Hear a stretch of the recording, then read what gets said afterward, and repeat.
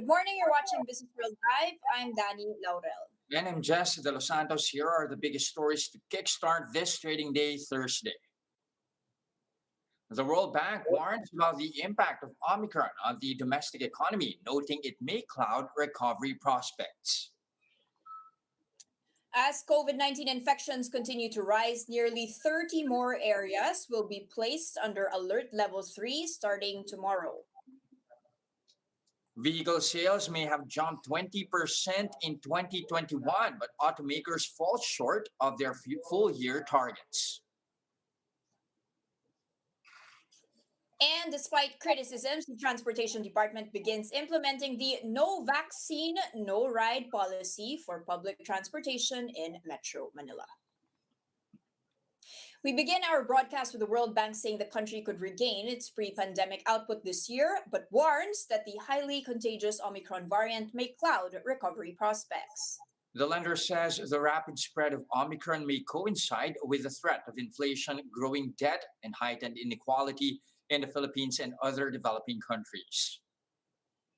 The World Bank also says that growth for the Philippines, as well as Maldives and Thailand, remains negatively affected by sustained weakness in international tourism amid the pandemic. The government had earlier planned to reopen its borders to some foreign tourists, but the plan was scrapped in late December due to the emergence of the Omicron variant worldwide. The lender has kept its GDP forecast for the Philippines at 5.9% for 2022, below the government's 7 to 9% target. For 2023, the lender sees the economy growing by up to 5.7%, also lower than the 6 to 7% target set by economic managers. The Interagency Task Force has approved the recommendation to put 28 more areas under Alert Level 3 that's starting tomorrow until the end of the month in a bid to stop the surge of COVID-19 cases. Now, provinces in Luzon that will be under Alert Level 3 include Benguet, Kalinga, Abra, La Union, and Pangasinan, as well as Ilocos Norte, Nueva Vizcaya, Isabela, Quirino, Nueva Ecija, and Tarlac. The same goes for Quezon Province, Occidental and Oriental Mindoro, Camarines Sur, and Albay. Areas in the Visayas that will be escalated to Alert Level 3 are Bacolod City, Aklan, Capiz, and Antique, as well as Cebu City, Mandaue City, and Tacloban City. Also, Cagayan de Oro City, Davao City, Butuan City, Agusan del Sur, and Cotabato City in Mindanao will be placed under Alert Level 3. Health Secretary Francisco Duque III sounded the alarm on the spiking cases in the regions of Ilocos, Cagayan Valley, Central Luzon, and Calabarzon. Duque is now calling on LGUs in these regions to ramp up vaccinations to avoid severe and critical COVID infections. Now, for its part, the League of Provinces of the Philippines says they have already prepared for the surge. Although the League National President Presbitero Velasco says it is still up to the LGUs to impose reasonable restrictions amid the rising cases. Iba-iba naman yung mga situations in different provinces, no? It's up to the LGU concerned to impose the restrictions that they may feel reasonable with respect to their particular locality, because under the IATF rules and even under the Bayanihan Law 2, the LGUs have the power to impose reasonable regulations with respect to this pandemic.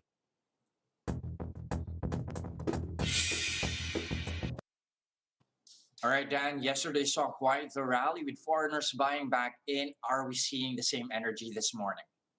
Generally, yes, not as much as yesterday, but you can see us continuing with that positivity. We are up by 0.3% at the open, firming above the 7,200 levels here. And like you mentioned, the stocks advanced yesterday, and which were the ones really leading the charge here? Those were property stocks and banks. That is, of course, after Central Bank Governor Ben Diokno said that the policy rates are unlikely to change, at least in the first half of the year. He wants to give the economy some time to recover. Properties were up by 3.3% yesterday. Let's take a look at how that index is doing this morning. Continuing that uptrend, we are up by 0.6% with only Double Dragon sitting out this continued rally. Another one that was, of course, doing very well were the financials yesterday, and they are still doing very well. That's up by 0.5%. Still, some of them, such as PNB, East West, China Bank, and Union Bank, again sitting out this rally. Another very interesting counter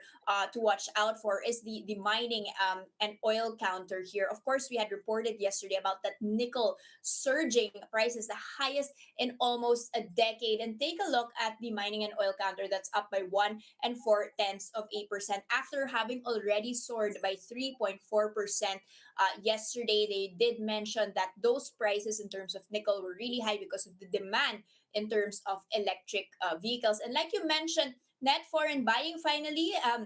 That's after five straight sessions the fifth straight session after four straight sessions of selling. We did see foreigners come back in. They bought in around 314 million pesos worth of trades. Now, even as we did report that, the equity hours of the bourse will be shortened back to the pandemic level, so to speak, so until 1 o'clock, you do have the currency or foreign exchange markets will be continuing the full day. So that's according to the Bankers Association of the Philippines. That swap and spot trading, particularly for peso and US dollar, will be continuing just from 9 a.m. to 4 p.m. Okay, now I want to step back a bit here. You were talking about the energy sector earlier. That space will be in focus with a couple of offshore players either wanting to exit or enter. Our sources tell us more about that. Exactly. And I'm gonna take out the chart for you to see, whether these are moving here. We do see a couple of energy players here moving, but what I'm talking about is basically this Malampaya issue with Shell, that has been wanting to, exit the Philippines. Here to recall, this Anglo-Dutch major in May announced the sale of their unit, which is a stake in the Malampaya gas field, to Udena Corporation. That's of course owned by Dennis Uy. But what has happened is, of course, Udena owns a 45% stake already in Malampaya. They bought that from Chevron, and PNOC holds 10%. Now, PNOC is withholding consent for Dennis Uy's unit to actually buy the rest of the stake from Shell. Now, this according to Shell, they are disappointed by the decision of PNOCEC to withhold consent, and they remain committed to this deal. So a little bit in a gridlock there. And just one final point on the energy space, you also have Iberdrola, that's a Spanish wind developer, signing a deal with Stream Invest Holding AG and wind power developer Tri-Conti Renewables. They might be entering the Philippines. They might be doing five offshore wind projects here with as much as 3.5 gigawatts of capacity. Now, here to chat with us about the market movements and all of these moving parts, we have with us Luis Limlingan of Regina Capital. Hi, Luis, and welcome. Hi, good morning, Danny, and Happy New Year to you guys. Happy New Year, Luis. Now, it does seem that the markets are continuing the rally that we saw yesterday. Yesterday, we had properties, banks, on those BSP comments, but we also had the U.S. inflation print coming out, the highest pace since 1982. Does this mean that, rate hikes in the U.S. have already been priced in by the markets? There's not, much risk anymore of such a big spread between the U.S. markets and the Philippines. Well, rate hikes have been priced in, and there are several rate hikes already that they're forecasting for this year. But I think it's more of the timing of the rate hikes, and some people are saying that it's going to happen sooner rather than later. But this is on the assumption that inflation is peaking and will probably stay at this level and then decelerate afterwards. What we don't want to see is that inflation will keep picking up. Now, several things they were noting is that one is because of the supply constraints, which I think will be addressed later on. Um, as the economy begins to reopen, so at least factories can begin with their production. However, there's a phenomenon that everyone's pointing out, which is the Great Resignation, meaning that people are holding out just to get for or wait for better opportunities and jobs. And that's why it's putting pressure on employees to raise their wages. In fact, I was even reading before that if you want to even interview, for example, in McDonald's, they're going to even pay you Mm. just so that you can have the interview. So Wow. that is a phenomenon that uh, it's really hard to say until when it's going to last and what is going to be the response of both the employer and employee moving forward.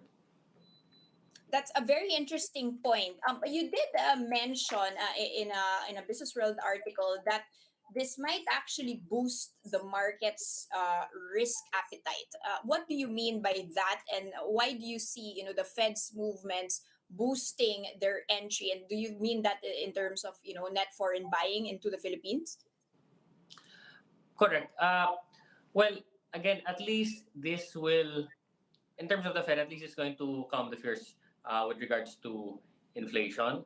Uh, if you look back at the textbook, 7% is well above what's deemed, appropriate. So it has to fall within the 2 to 4% range. And the U.S. has been, has been historically much lower than the Philippines. So at least these hawkish moves will probably help, I guess, curb the, phenomenal rise in inflation. Um, yes, it's going to push rates higher. But I think some people are saying that one is there's one school of thought saying that uh, investors will probably keep from uh, what's this investing and buying, and there's another school of thought saying because of what happened, because of 2 years, whereas people haven't been able to spend, they've more or less accepted prices are where they are going to be right now. So it's going to be quite interesting after the Fed response how consumers are going to behave afterwards. Okay, Luis, jumping in very quickly here, of course, still one of the major moving news here, of course, the Omicron wave in COVID cases, basing it as well from how it has affected so far growth among global economies. How far do you see this setting back growth here domestically, and what are the markets pricing in so far? Well, again, in terms of growth, there's going to be headwinds because a month ago, no one was expecting that we would be put on alert level 3. So obviously, a lot of businesses are affected, as we can see. Now, in terms of the projection as to when it's going to last, it's also quite difficult. But I think the base case is using South Africa since they started a month earlier. The cases have already uh, decelerated, so at least they're falling back. Uh, Again, I'm not a medical expert, so I have to defer to them. But what we've been reading is that at least in terms of the severity of the cases, is not as extreme as compared to Delta. So again, if that's going to be the case, hopefully, and what we've been also been saying, and what we've been reading from the health experts is that perhaps it's going to peak by the end of the month. It's going to decelerate afterwards. People will be able to go back to normal, and of course, everyone says hopefully that puts an end to that because we're all going to reach a sort of herd immunity. Now, again, this is what I've just been reading, and I'm just basing it on what the medical experts are saying. So we have to defer to them. But hopefully, if this is a realistic scenario, then this is we're probably at the I guess the most crucial point where we're seeing the cases uh, accelerate a bit, but it seemed that they're starting to peak. So hopefully it starts to I guess lessen afterwards. Will there still be a pullback below 7,000, you think, Luis? Or is this already a strong support level given that maybe some are already pricing in alert level 4? We already know that the cases are going to spike. We see naman in the rest of the world, some are even calling it endemic already. So is that the lowest we can go, even if we do go back to alert level 4? Probably we could see testing of below 7,000. Again, I'm not trying Okay. to make people panic, but I'm just basing it on what we saw the last two dips. When Omicron first came out, first week of December, if I'm not mistaken, I think we fell below 7,000. And then when we noticed that there's a surge, I think we were below 7,000 once more. People were forecasting, or they were split. whereas it's going to be so severe that we're going to hit alert level 4. So uh, I would say that if it does reach that point, and I hope it doesn't, we could see it. It could fall back to below 7,000. Again, this is on the assumption cases begin to escalate, and then we have no choice but to push back to alert level 4. But the way everything is proceeding, we can see that it's not the case, and hopefully, again, the number of cases continue to lessen. Okay, Luis, let's talk about one specific sector, mining. We've seen the nickel prices going, decades highs, and you've also got, the lifting of the open pit mining ban.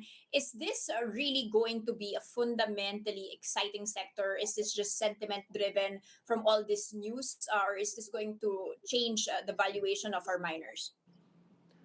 Well, well, obviously, two things that are driving the output. One is the ban, and second is the allowable uh, based on the permits, how much output they're allowed to mine. So one is prices are elevated, and perhaps everyone is saying that it's likely going to be the case for the medium term.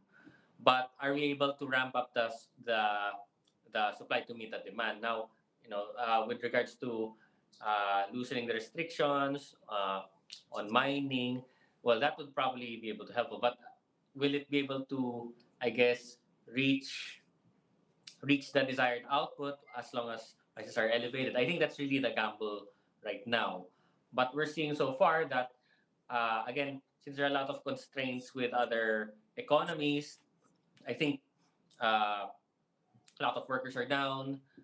There's demand coming from other economies to make up for the shortfall. Perhaps as we're able to ramp up the production, then I think, or we think that at least for the medium term, at least mining is going to be able to recover. Mhm. Okay, for mining and energy this time, let's talk about telcos and defensives. Do these lockdown stocks still have room to run, or should we at least be bargain hunting for reopening stocks? Sorry, you're a bit choppy there. Could you repeat that? Okay, again, on telcos and defensives, do you feel like these lockdown stocks still have room to run, or should we at least be bargain hunting already for reopening stocks? Uh, well, I I don't want to say that we're out of the woods yet. I'd still be opportunistic at this point. Uh, yeah, at around close to 7,300 to 7,400. It's neither cheap nor expensive at this point. So I would take my time again. Again, I watch the cases. Uh, I think what's happening right now is people are forecasting that by the end of the month that will be everything will be okay. But again, so many things can happen. One is inflation is still elevated in the states. At least here in the Philippines, it's not the case. Second, of course, is the number of cases. Uh, will we, as the numbers continue, will we have the hospital capacity to accommodate all these patients? Will the positivity rate continue to escalate? So those are the assumptions I think people are looking at. So many things could happen. I wouldn't be so adamant as to um, I guess buy aggressively into the market. I just be rather Mm. opportunistic. Look at the sectors that are probably going to still be benefiting this year. I think I think perhaps if there's some panic selling, perhaps there's an opportunity to buy, given that again there's as fast as we've fallen, we've seen that we've climbed 3 or 4% in a couple of days. Mm. So I think when it falls, it's already forecasting a worst case scenario, and when we recover, the market assumes that I think in a couple of weeks the economy will begin to loosen. So just I guess just to keep things simple, keep your window quite short term first, given Okay. that there's so many things that we have to consider and there's so many moving parts. All right, so not so fast muna with the reopening stocks, but of course, whenever there's a big dip or buying opportunity, why not? The long term might be better. Thank you so much for those insights, Luis Thank Limbingan you. of Capital.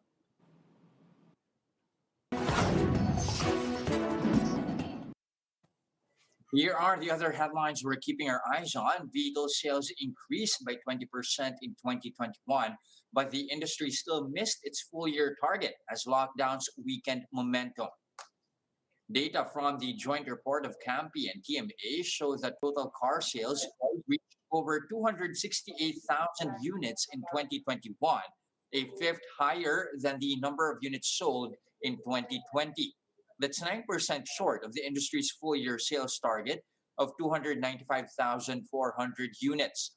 Still, passenger car sales went up by more than 20%, while commercial vehicle sales increased by almost 19% from the year prior. Campi President Romel Gutierrez said the industry remains optimistic for a continued recovery this year. But while the government's vaccination program has provided hopes for a better outlook, Gutierrez said business as usual is still unlikely for now. The southbound portion of Rojas Boulevard will be closed to motorists starting 6 a.m. on Saturday. This is to give way to repairs of a damaged drainage structure, that's according to the MMDA. Specifically, rehabilitation works will take place on the southbound lane of Rojas Boulevard, fronting HK Sun Plaza in Pasay City, going to the flyover of EDSA Rojas Boulevard. The partial closure is expected to affect hundreds of cargo trucks and trailer trucks that ply the southbound lane every day. Additional traffic enforcers will be deployed during the 60 days of this repair work. The Securities and Exchange Commission is implementing a zero face to face transaction policy starting today to help prevent the spread of COVID 19. This means that all applications for company registration, submissions of requirements, and other transactions in its main office in Pasay will be processed through online portals, email, courier, and other remote means. This will also be applied in the Commission's former headquarters in Mandaluyong. The SEC also said the policy is consistent with the ease of doing business law and that they will maintain a skeleton workforce to ensure the uninterrupted delivery despite the changes. And the Transportation Department expects to receive within the first quarter the short list of bidders from China for the design and build package of the first phase of the Mindanao Railway project. The Embassy of China in Manila said the two countries are still communicating on the matter. The planned railway system, which spans more than 1,500 kilometers, will connect Davao, General Santos, Cagayan de Oro, Iligan, Cotabato, Zamboanga, Butuan, Surigao, and Malaybalay. It is financed through Official Development Assistance or ODAs from the Chinese government.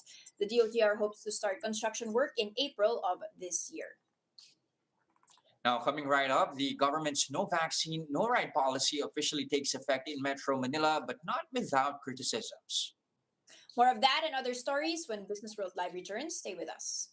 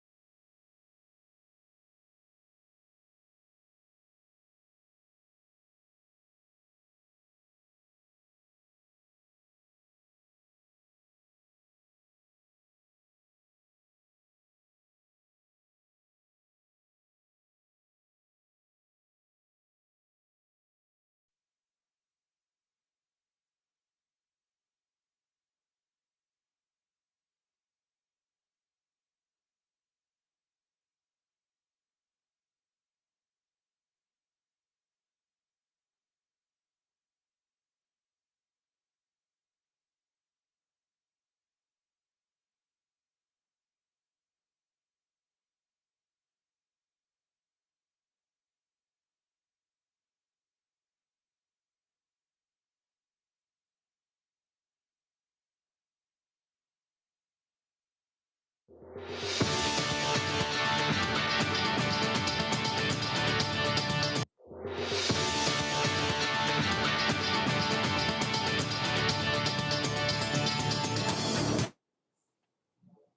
morning. You're still watching Business World Live. I'm Jess De Los Santos. And I'm Danny Laurel. Checkpoints are back. That's as the government officially implements the no vaccine, no ride policy in Metro Manila. And some transport terminals have already started to adopt the policy. Gerard de la Peña with the rest of the story. Metro Manila commute is about to get harder. The Transportation Department has now put in place a no vaccine, no ride policy in NCR.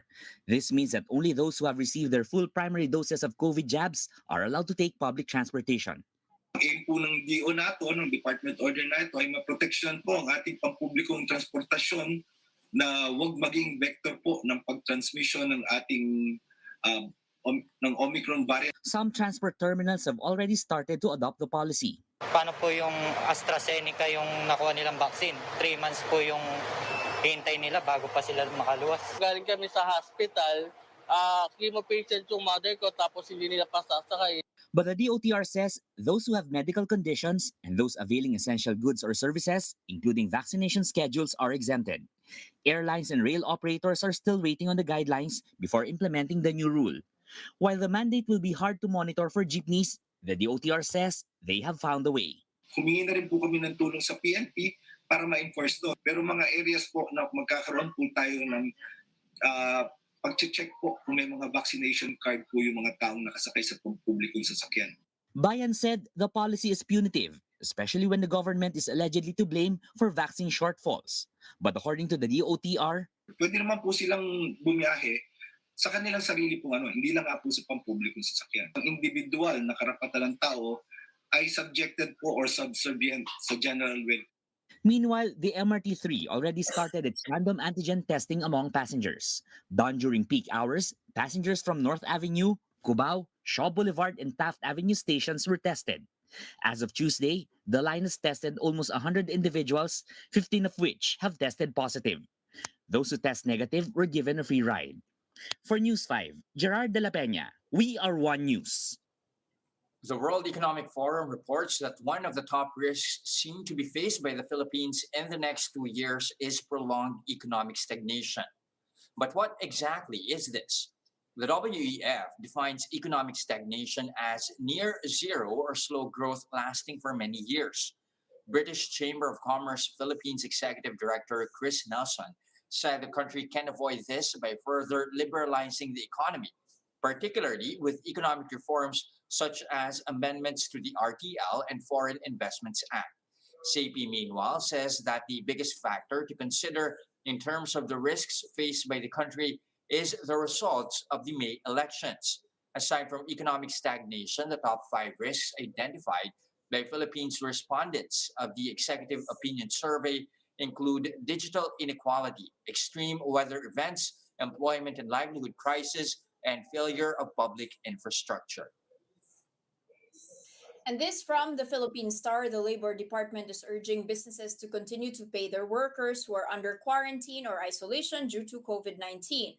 Labor Undersecretary Benjo Benavides said they are committed to releasing a labor advisory on paid quarantine and isolation days after meeting with the Trade Union Congress of the Philippines. The advisory, however, cannot force businesses to pay workers in quarantine since there is still no law requiring this. Proposals for workers to receive compensation while under quarantine or isolation are still pending at the committee level in both houses of Congress. And that's a first look into the business day this Thursday, January 13, 2022. I'm Jess De Los Santos. And I'm Danny Laurel. Mask on, wash hands, stay safe, Philippines. We are One News.